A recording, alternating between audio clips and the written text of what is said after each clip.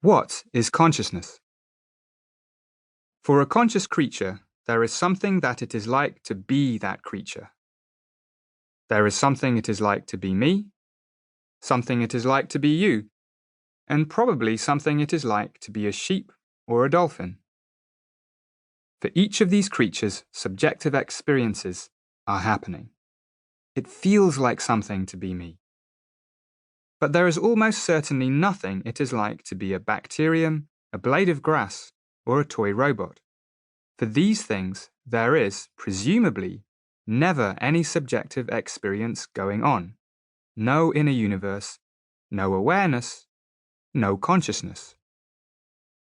This way of putting things is most closely associated with the philosopher Thomas Nagel, who in 1974 published a now legendary article called "What Is It Like to Be a Bat?", in which he argued that while we humans could never experience the experiences of a bat, there nonetheless would be something it is like for the bat to be a bat.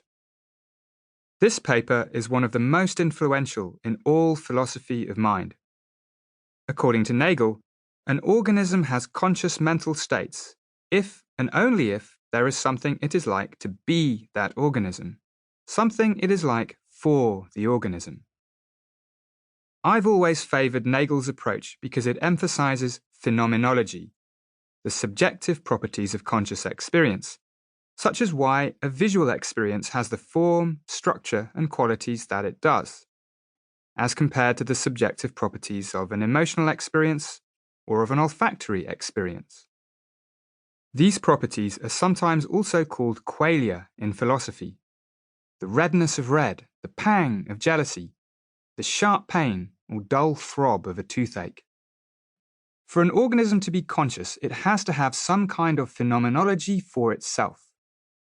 Any kind of experience, any phenomenological property, counts as much as any other. Wherever there is experience, there is phenomenology, and wherever there is phenomenology, there is consciousness. A creature that comes into being only for a moment will be conscious just as long as there is something it is like to be it, even if all that's happening is a fleeting feeling of pain or pleasure.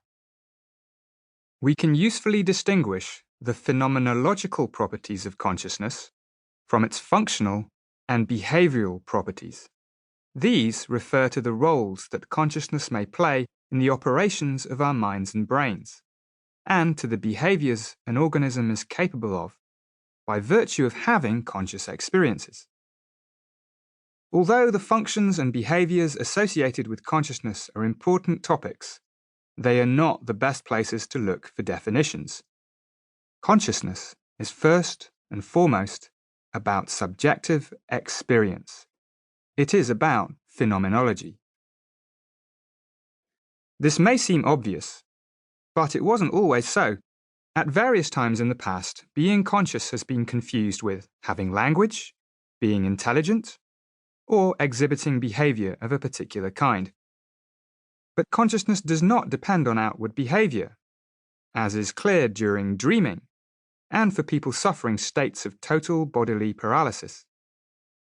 To hold that language is needed for consciousness would be to say that babies, adults who have lost language abilities, and most, if not all, non-human animals lack consciousness.